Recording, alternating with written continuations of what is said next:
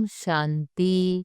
2 जनवरी 2025 के ईश्वरीय महावाक्य। पहले एक नजर मुरली के मुख्य पॉइंट पर। बाबा ने कहा, बाप को सभी भक्त दुख में याद करते हैं। पतित पावन आओ, परंतु वह कौन है, कब आते हैं, यह कुछ भी नहीं जानते। तुम राजयोग सीख रहे हो ना। स्लोगन में भी लिखते हैं, बी होली बी योगी। वास्तव में लिखना चाहिए, बी राजयोगी। योगी तो कॉमन अक्षर है। सभी अपने अपने सेंटर पर अथवा घर में शिव जयंती अच्छी रीति मनाओ और लिख दो, शिव बाबा गीता ज्ञानदाता बाप से बेहद का वर्षा लेने का रास्ता आकर सीखो।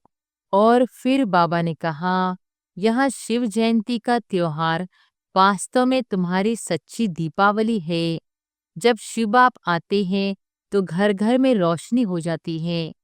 इस त्योहार को खूब बत्तियां आदि जलाकर रोशनी कर मनाओ। यहाँ तो अंधियारा है, आत्माएं आसुरी बुद्धि बन पड़ी है।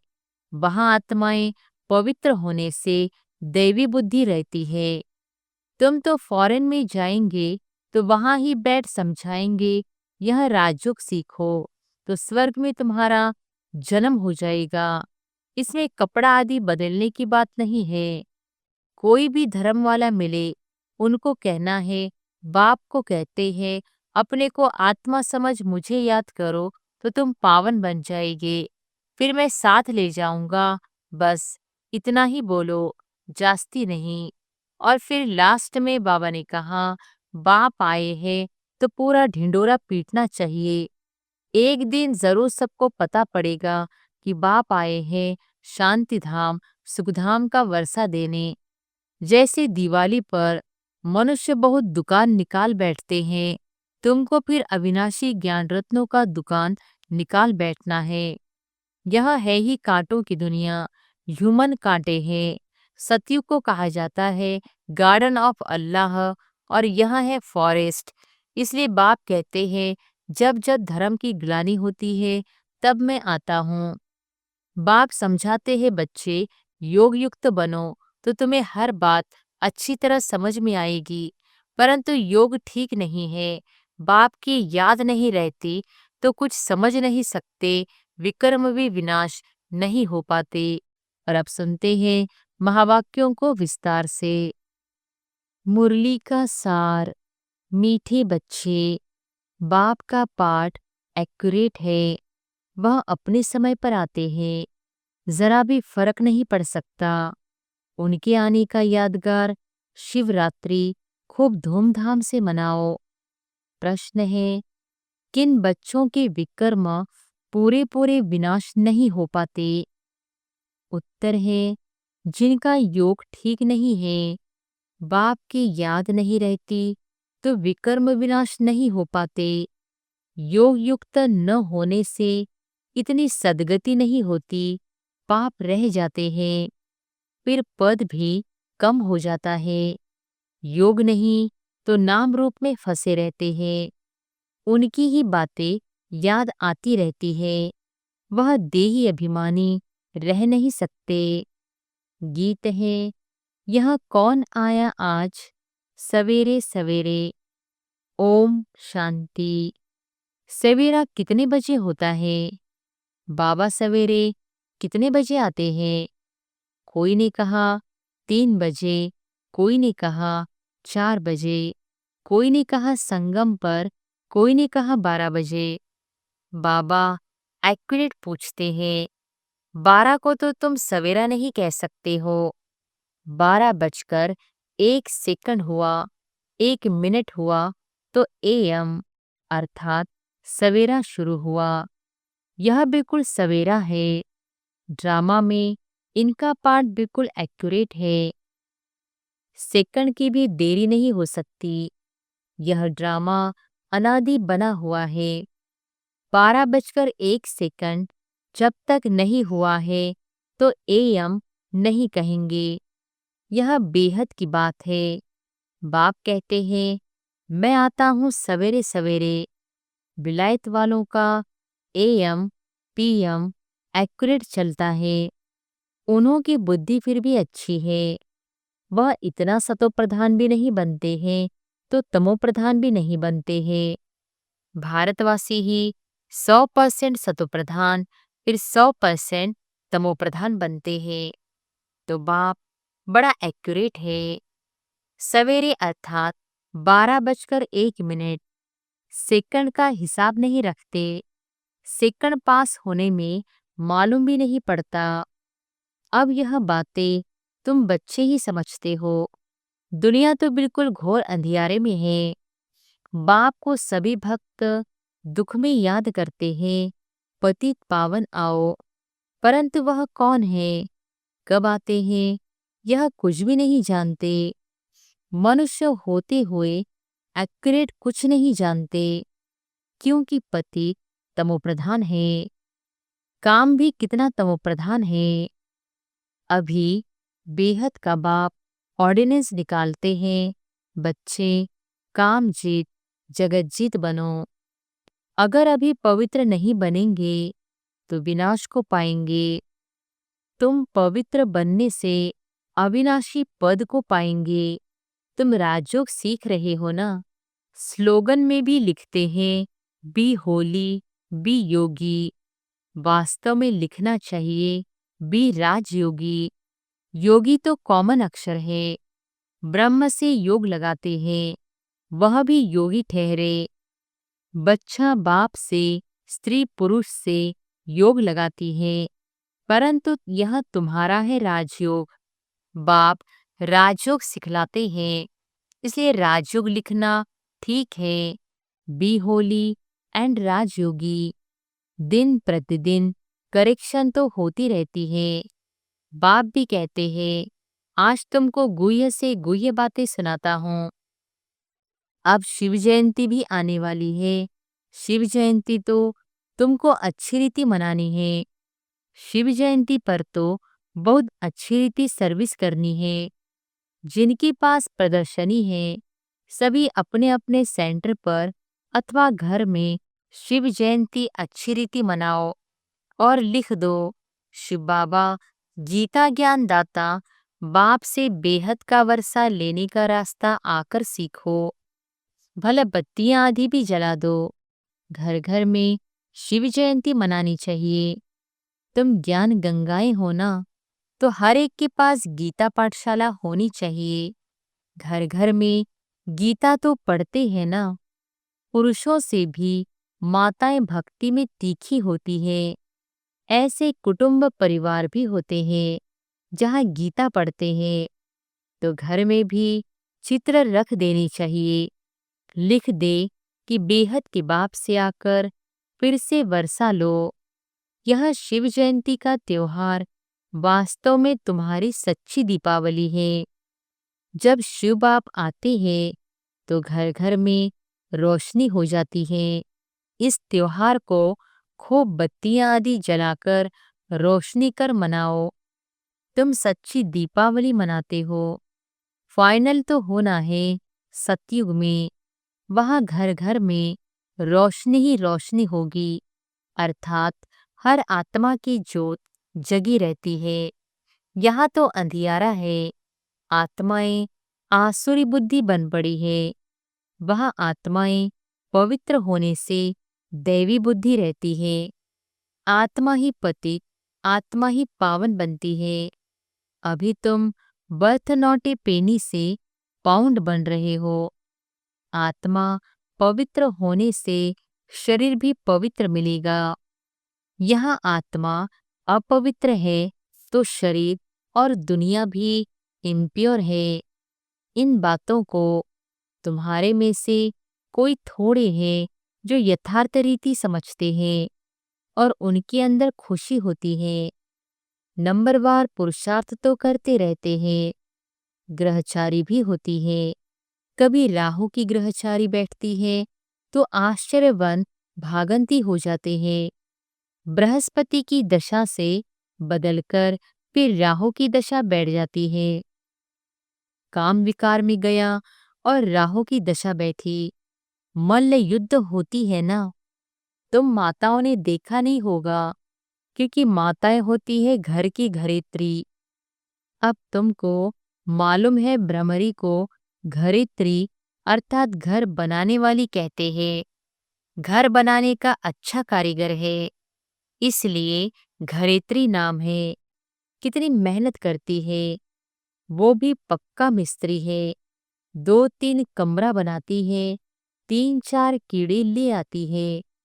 वैसे तुम भी ब्राह्मणिया हो, चाहे 1-2 को बनाओ, चाहे 10-12 को, चाहे 100 को, चाहे 500 को बनाओ, मंडप आदि बनाते हो, यह भी घर बनाना हुआ ना।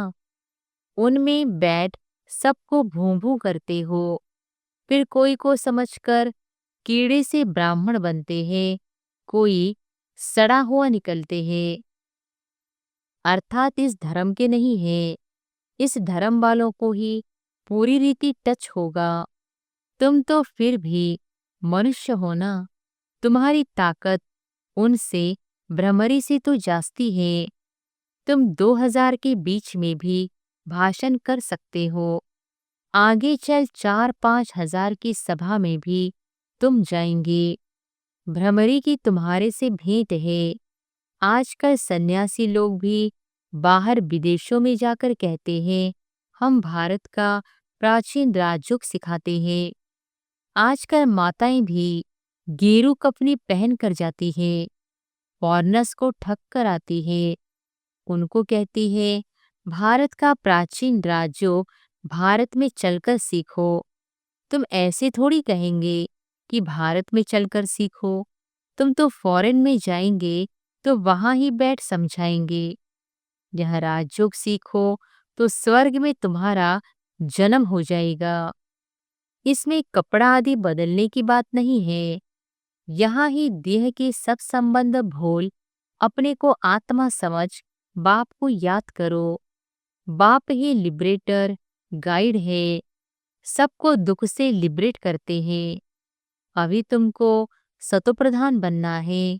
तुम पहले गोल्डन एज में थे, अब आयरन एज में हो। सारी वर्ल्ड, सभी धर्म वाले आयरन एज में है। कोई भी धर्म वाला मिले, उनको कहना है, बाप कहते हैं अपने को आत्मा समझ मुझे याद करो तो तुम पावन बन जाएंगे, फिर मैं साथ ले जाऊंगा। बस इतना ही बोलो, जास्ती नहीं। यह तो बहुत सहज है, तुम्हारे शास्त्र में भी है। ये घर घर में संदेश दिया, कोई एक रह गया तो उसने उल्हाना दिया, मुझे कोई ने बताया नहीं। बाप आए हैं तो पूरा ढिंडोरा पीटना चाहिए। एक दिन जरूर सबको पता पड़ेगा कि बाप आए हैं शांति धाम सुखधाम का वर्षा देने। बरोबर जब ब्रिटिश में था तो और कोई धर्म नहीं था, सभी शांतिधाम में थे।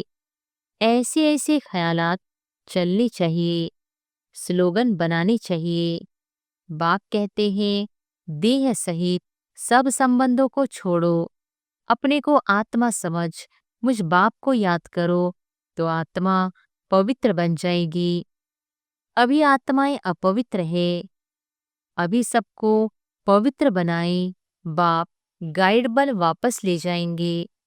सब अपने अपने सेक्शन में चले जाएंगे, फिर डीटी धर्म वाले नंबरवार आएंगे। कितना सहज है, यह तो बुद्धि में धारण होना चाहिए। जो सर्विस करते हैं वह छिपे नहीं रह सकते, डिस सर्विस करने वाले भी छिप नहीं सकते। सर्विसेबल को तो बुलाते हैं, जो कुछ भी ज्ञान नहीं सुना सकते उनको थोड़ी ही बुलाएंगे, वह तो और ही नाम बदनाम कर देंगे। कहेंगे बीके ऐसे होते हैं क्या, पूरा रिस्पॉन्स भी नहीं करते, तो नाम बदनाम हुआ ना। शिव बाबा का नाम बदनाम करने वाले ऊंच पद पा न सके। जैसे यहाँ भी कोई तो करोड़पति है, पदमपति भी है, कोई तो देखो भूख मर रही है, ऐसे बेगर्स भी आकर प्रिंस बनेंगे। अभी तुम बच्चे ही जानते हो, वही श्री कृष्ण जो स्वर्ग का प्रिंस था वह फिर बेगर बनते हैं, फिर बेगर टू प्रिंस बनेंगे। यह बेगर थे ना, थोड़ा बहुत कमाया, वह भी तुम बच्चों के लिए, नहीं तो तुम्हारी संभाल कैसे हो? यह सब बातें शास्त्रों में थोड़ी है, शिव बाबा ही आकर बतलाते हैं। बरोबर यह गांव का छोरा था, नाम कोई श्री कृष्ण नहीं था। यह आत्मा की बात है, इसलिए मनुष्य मूंझे हुए हैं। तो बाबा ने समझाया, शिव जयंती पर हर एक घर घर में चित्रों पर सर्विस करे, लिख दे कि बेहद के बाप से 21 जन्मों के लिए स्वर्ग की बादशाही सेकड़ में कैसे मिलती है, सो आकर समझो। जैसे दिवाली पर मनुष्य बहुत दुकान निकाल बैठते हैं, तुमको फिर अविनाशी ज्ञान रत्नों का दुकान निकाल बैठना है। तुम्हारा कितना अच्छा सजाया हुआ दुकान होगा। मनुष्य दिवाली पर करते हैं, तुम फिर शिव जयंती पर करो। जो शिव बाबा सबके दीप जगाते हैं, तुमको विश्व का मालिक बनाते हैं, वह तो लक्ष्मी से विनाशी धन मांगते हैं, और यहाँ जगदम्बा से तुमको विश्व की बादशाही मिलती है। यह राज बाप समझाते हैं। बाबा कोई शास्त्र थोड़ी उठाते हैं। बाप कहते हैं, मैं नॉलेजफुल हूं ना। हाँ, यह जानते हैं फलाने फलाने बच्चे सर्विस बहुत अच्छी करते हैं, इसलिए याद पड़ती है। बाकी ऐसे नहीं कि एक एक के अंदर को बैठ जानता हूँ। हाँ, कोई समय पता पड़ जाता है, यह पतित है, शक पड़ता है, उनकी शक्ल ही मायूस हो जाती है, तो ऊपर से बाबा भी कहला भेजता है, इनसे पूछो। यह भी ड्रामा में नोंद है, जो कोई कोई के लिए बताते हैं, बाकी ऐसे नहीं सबके लिए बताएंगे। ऐसे तो ढेर है, काला मोह करते हैं, जो करेंगे सो अपना ही नुकसान करेंगे। सच बतलाने से कुछ फायदा होगा, नहीं बताने से और ही नुकसान करेंगे। समझना चाहिए, बाबा हमको गोरा बनाने आए हैं और हम फिर काला मोह कर लेते हैं। यह है ही कांटों की दुनिया, ह्यूमन कांटे हैं। सतयुग को कहा जाता है गार्डन ऑफ अल्लाह, और यह है फॉरेस्ट। इसलिए बाप कहते हैं, जब जब धर्म की ग्लानि होती है, तब मैं आता हूँ। फर्स्ट नंबर, श्री कृष्ण देखो, फिर 84 जन्मों के बाद कैसा बन जाता है। अभी सब है तमोप्रधान, आपस में लड़ते रहते हैं, यह सब ड्रामा में है। फिर स्वर्ग में यह कुछ नहीं होगा। पॉइंट्स तो ढेर की ढेर हैं, नोट करनी चाहिए। जैसे बैरिस्टर लोग भी पॉइंट्स का बुक रखते हैं ना, डॉक्टर लोग भी किताब रखते हैं, उसमें देखकर दवाई देते हैं। तो बच्चों को कितना अच्छी रीति पढ़ना चाहिए, सर्विस करनी चाहिए। बाबा ने नंबर 1 मंत्र दिया है, मन मना भव। बाप और वर्षे को याद करो तो स्वर्ग के मालिक बन जाएंगे। शिव जयंती मनाते हैं, परंतु शिव बाबा ने क्या किया? जरूर स्वर्ग का वर्षा दिया होगा। उसको 5000 वर्ष हुए, स्वर्ग से नरक, नरक से स्वर्ग बनेगा। बाप समझाते हैं, बच्चे योग युक्त बनो तो तुम्हें हर बात अच्छी तरह समझ में आएगी। परंतु योग ठीक नहीं है, बाप की याद नहीं रहती, तो कुछ समझ नहीं सकते। विकर्म भी विनाश नहीं हो पाते। योग युक्त न होने से इतनी सद्गति भी नहीं होती है। पाप रह जाते हैं, फिर पद भी कम हो जाता है। बहुत है, योग कुछ भी नहीं है। नाम रूप में फंसे रहते हैं, उनकी ही याद आती रहती है, तो विकर्म विनाश कैसे होंगे? बाप कहते हैं, देही अभिमानी बनो। अच्छा, मीठे मीठे सिकिलधे बच्चों प्रति मात पिता बाप दादा का याद प्यार और गुड मॉर्निंग। रूहानी बाप की रूहानी बच्चों को नमस्ते। धारणा के लिए मुख्य सार, पहली पॉइंट, शिव जयंती पर अविनाशी ज्ञान रत्नों का दुकान निकाल सेवा करनी है। घर घर में रोशनी कर सबको बाप का परिचय देना है। दूसरी पॉइंट, सच्चे बाप से सच्चा होकर रहना है। कोई भी विकर्म करके छिपाना नहीं है। ऐसा योग युक्त बनना है जो कोई भी पाप रह न जाए। किसी की भी नाम रूप में नहीं फंसना है। वरदान है, मैंपन के भान को मिटाने वाले ब्रह्मा बाप समान श्रेष्ठ त्यागी भव। मैंपन के भान को मिटाने वाले ब्रह्मा बाप समान श्रेष्ठ त्यागी भव। संबंध का त्याग, वैभवों का त्याग कोई बड़ी बात नहीं है, लेकिन हर कार्य में, संकल्प में भी औरों को आगे रखने की भावना रखना, अर्थात अपनेपन को मिटा देना, पहले आप करना, यह है श्रेष्ठ त्याग। इसे ही कहा जाता स्वयं के भान को मिटा देना। जैसे ब्रह्मा बाप ने सदा बच्चों को आगे रखा, मैं आगे रहूं, इसमें भी सदा त्यागी रहे। इसी त्याग के कारण सबसे आगे अर्थात नंबर 1 में जाने का फल मिला। तो फॉलो फादर। स्लोगन है, फट से किसी का नुक्स निकाल देना, यह भी दुख देना है। फट से किसी का नुक्स निकाल देना, यह भी दुख देना है।